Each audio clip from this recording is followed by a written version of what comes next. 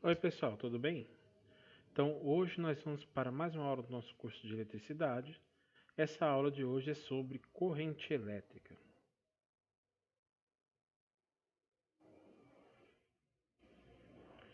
Bom, e o que vem a ser corrente elétrica? Corrente elétrica é definida como um fluxo ordenado de cargas elétricas. Ou seja, é quando a gente tem uma certa quantidade de cargas elétricas.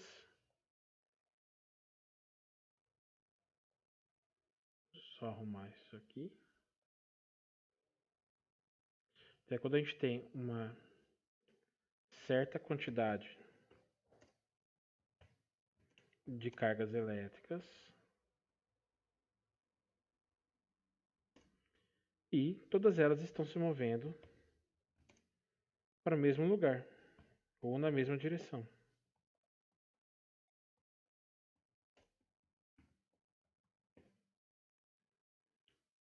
Então, como é que a gente consegue isso? Um fluxo ordenado de cargas elétricas, cargas se movendo para a mesma posição.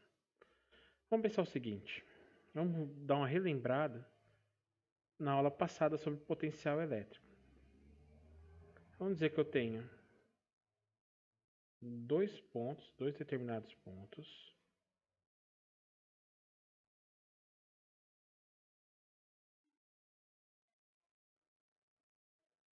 eu vou ter um ponto,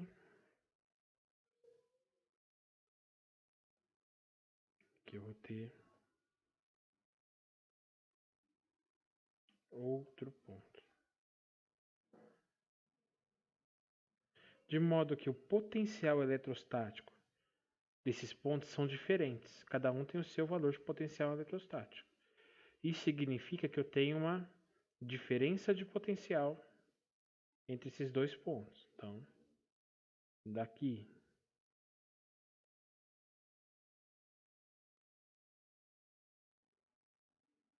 até aqui,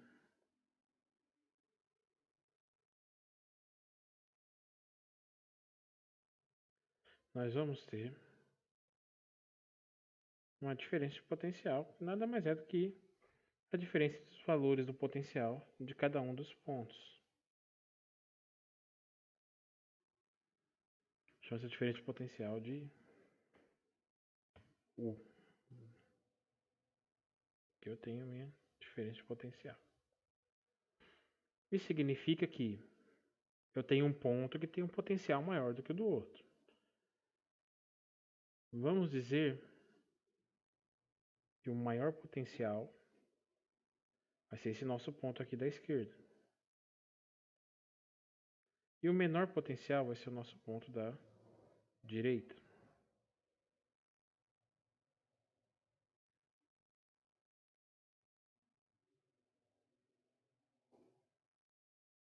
Como é que a gente representa nos circuitos elétricos os pontos de maior e de menor potencial? Bom, o ponto de maior potencial, a gente representa ele com um sinal de mais, por se tratar de um polo positivo. Então, ponto de maior potencial, nós vamos chamá-lo de polo positivo. E o ponto de menor potencial a gente chama de polo negativo.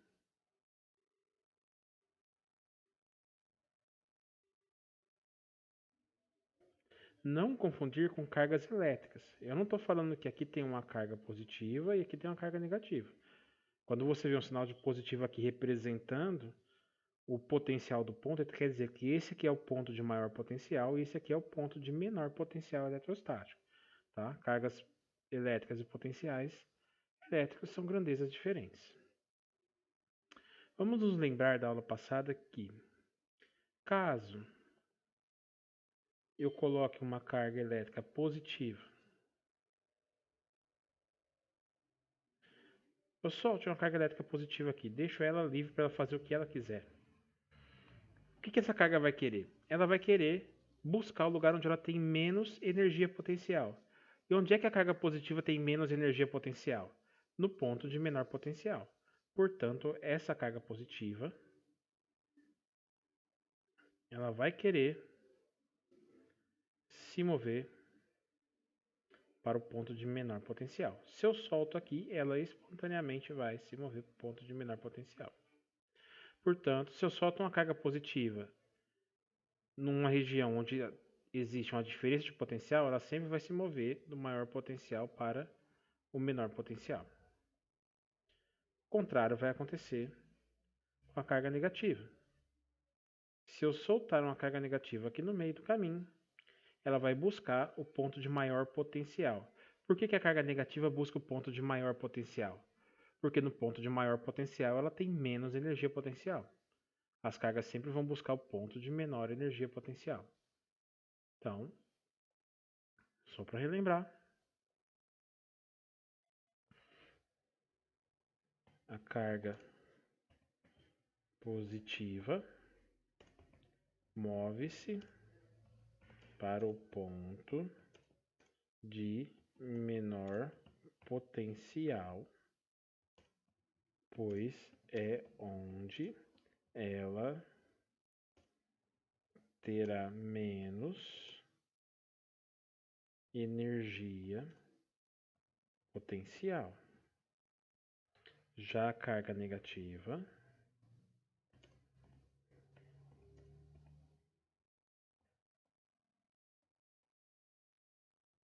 move-se para o ponto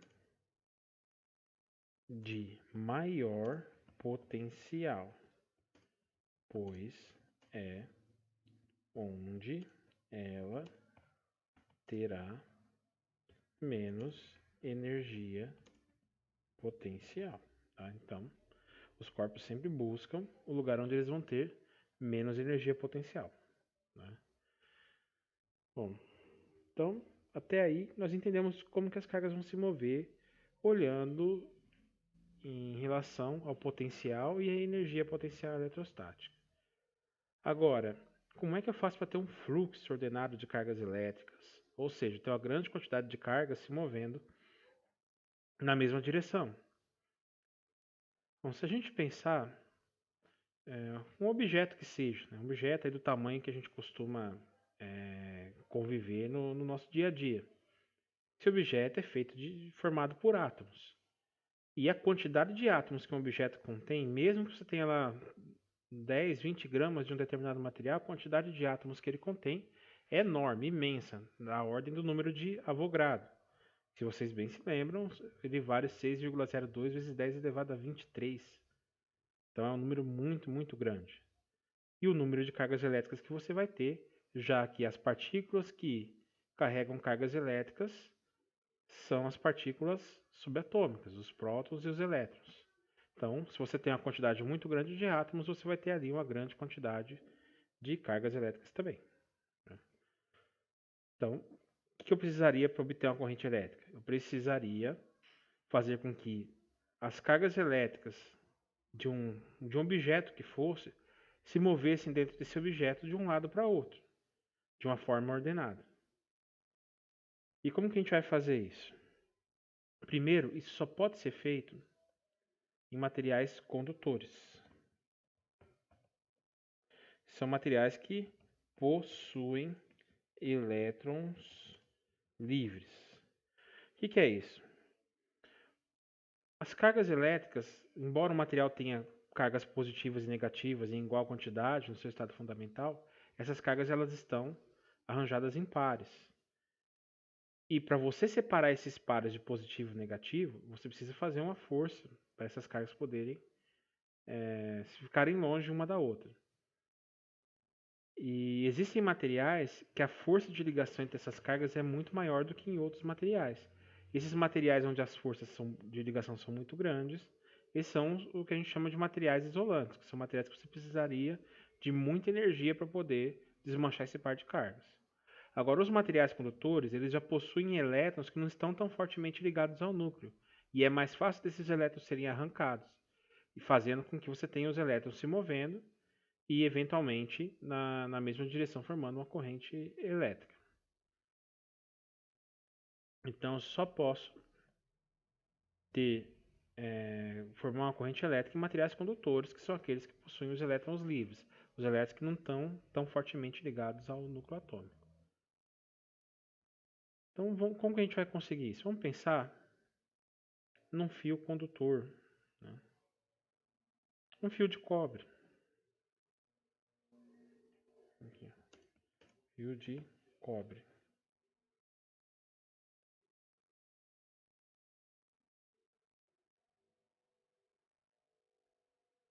E como é que a gente vai fazer para que as cargas elétricas se movam dentro do cobre? A gente vai estabelecer uma diferença de potencial nele, de modo que uma ponta fique com um potencial maior do que o outro. Ponta de potencial maior, a gente vai representar aqui com sinal de positivo, e a ponta de potencial menor, nós vamos representar com sinal negativo. E aí o que vai acontecer lá dentro desse fio? Só lembrando uma coisa, quando a gente fala de materiais sólidos, aqui uma observação. Em materiais sólidos, somente os elétrons se movem. Tá? Então só os elétrons conseguem se mover. Isso porque, como no sólido os átomos estão fortemente ligados uns aos outros, as moléculas estão fortemente ligadas uns aos outros, só os elétrons que estão nas camadas externas conseguem se desgrudar desses átomos. O que sobra lá, o íon positivo que sobra quando o átomo perde um elétron, ele não consegue se mover porque ele está preso em todos os outros íons positivos. É isso que vai fazer com que o sólido mantenha o seu formato definido.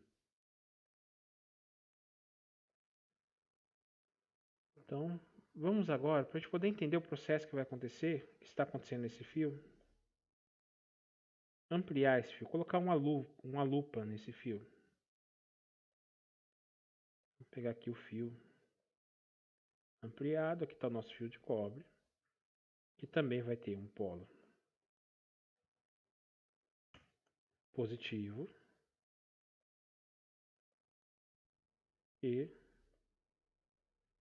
um polo negativo.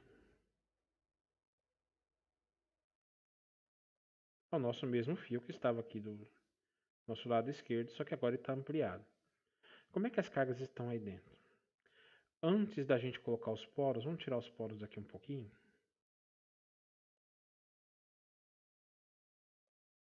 Os poros afastados aqui um pouquinho. Então, as cargas elétricas aqui elas vão estar assim.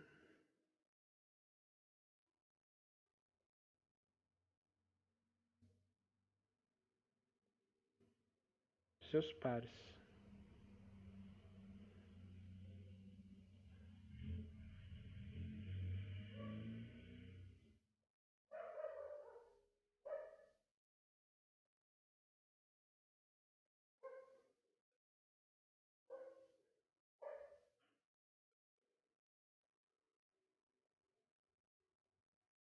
Elas vão estar organizadas dessa maneira aqui.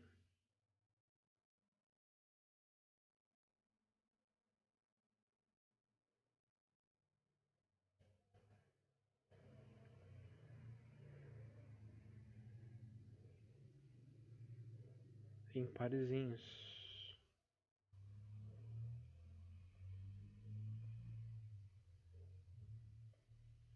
E só pra gente não confundir, né? Isso aqui não quer dizer que tem cada parzinho aqui é só uma carga positiva e uma carga negativa, né? Isso aí na verdade está representando os átomos que têm o mesmo tanto de prótons e o mesmo tanto de elétrons, mas vocês já conhecem o modelo de Rutherford-Bohr, que diz que os prótons ficam no centro junto com os nêutrons e os elétrons ficam girando ao redor. Tá? É só uma representação para dizer que no material, quando ele está lá eletricamente neutro, as cargas estão juntas, formam um conjunto de positivo com negativo e cada átomo ali vai ser neutro, porque se somando as cargas vai dar zero.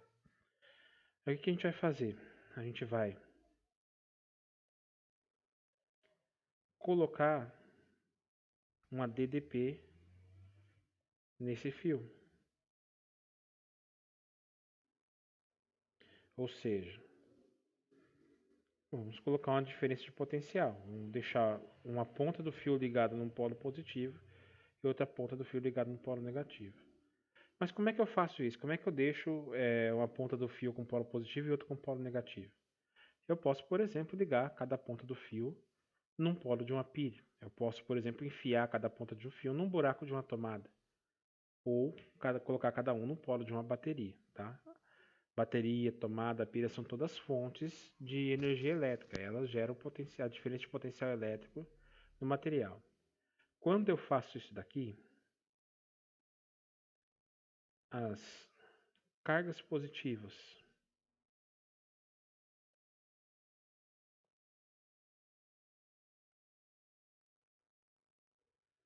elas vão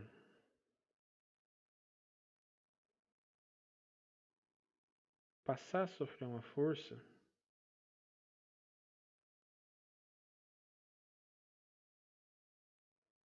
puxando elas para o ponto de menor potencial. Eu não vou pôr seta em todas, senão a gente vai passar, né, o resto do tempo aqui só fazendo setinha, mas todas as cargas positivas passam a sofrer essa força puxando elas para o lugar de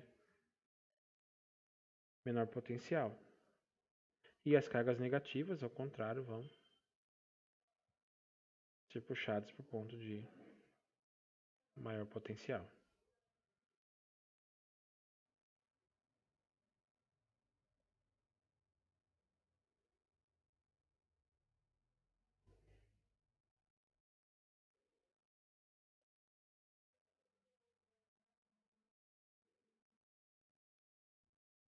Arrumando aqui.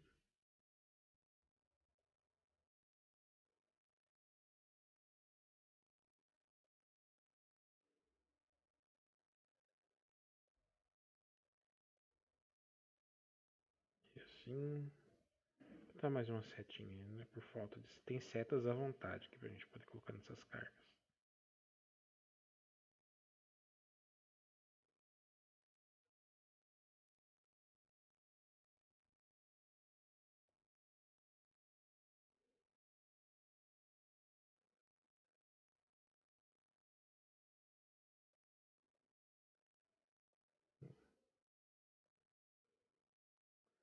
E aí o que vai acontecer? Apesar da carga positiva sofrer essa força, puxando ela para o ponto de menor potencial, ela não vai conseguir sair do lugar porque ela está presa nos outros átomos. Os elétrons, alguns elétrons, aqueles que estão mais afastados do núcleo, que têm uma força de ligação não tão grande assim com o núcleo, eles conseguem escapar. E aí nós vamos ter essa situação aqui.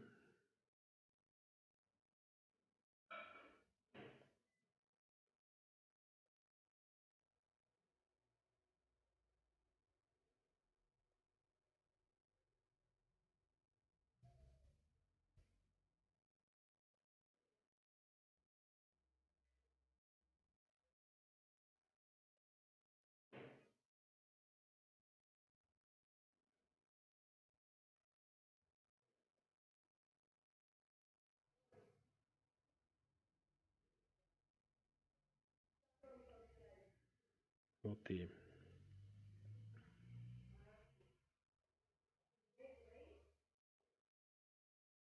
elétrons se movendo para o ponto de maior potencial.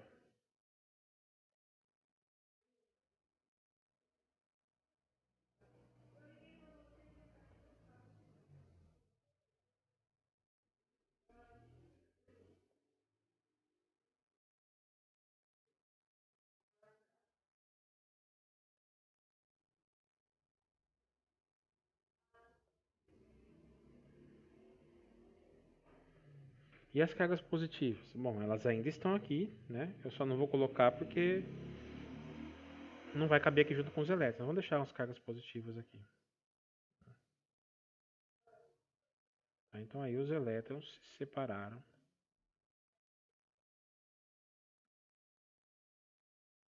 dos seus pares positivos.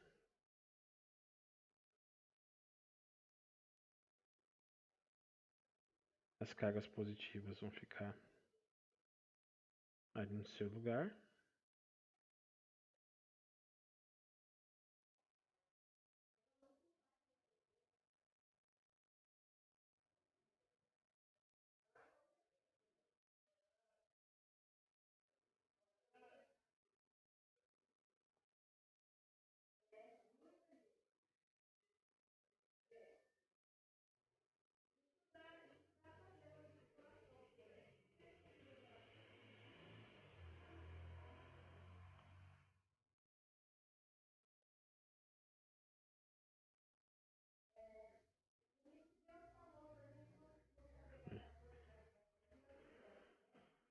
E as cargas elétricas negativas vão estar se movendo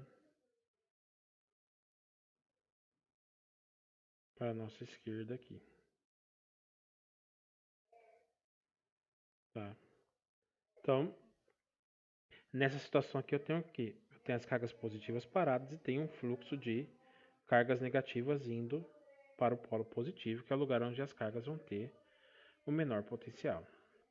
Então, neste caso aqui, o que eu tenho? Eu tenho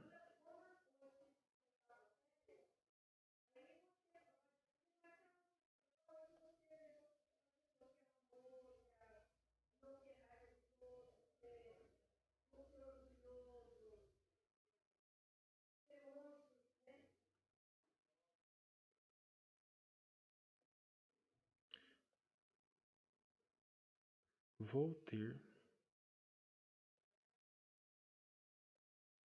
um fluxo ordenado de cargas negativas aqui para a minha esquerda, aqui para o ponto de maior potencial.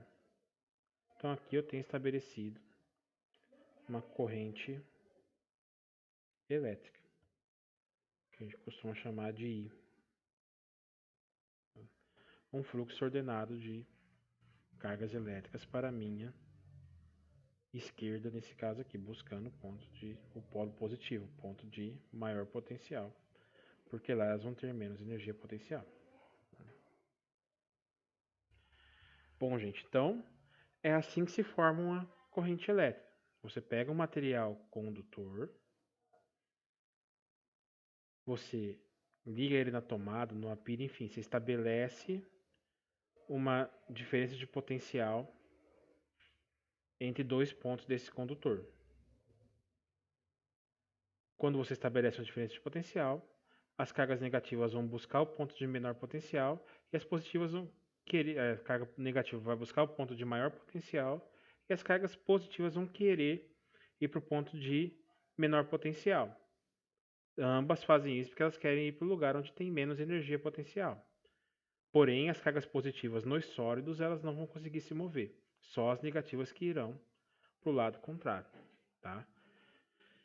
E assim você vai ter um fluxo de cargas negativas buscando o polo positivo, que é o lugar de maior potencial e onde as cargas vão ter menos energia potencial. E como que é nos líquidos, nos fluidos em si, nos líquidos e nos gases principalmente? Nos líquidos e nos gases, aí você vai ter as cargas positivas se movendo, porque elas não vão estar presas umas às outras aqui para formar uma estrutura sólida. Então você vai ter as cargas negativas indo para um lado e vai ter as cargas positivas indo para o outro. Lembrando que nesse caso, as cargas positivas aqui elas não são prótons, elas são íons. Ou seja, são átomos que têm mais prótons do que elétrons, porque esses átomos perderam alguns dos seus elétrons. Então as cargas negativas realmente são elétrons se movendo. Mas o que sobrou lá foram outros elétrons e prótons, só que mais prótons do que elétrons, tá bom? Então, gente, é assim que a corrente elétrica se forma. E agora nós vamos para nossas próximas aulas aí continuar discutindo esse tema que é bastante importante para a gente entender como é que a eletricidade funciona na nossa casa. Um abraço e até a próxima.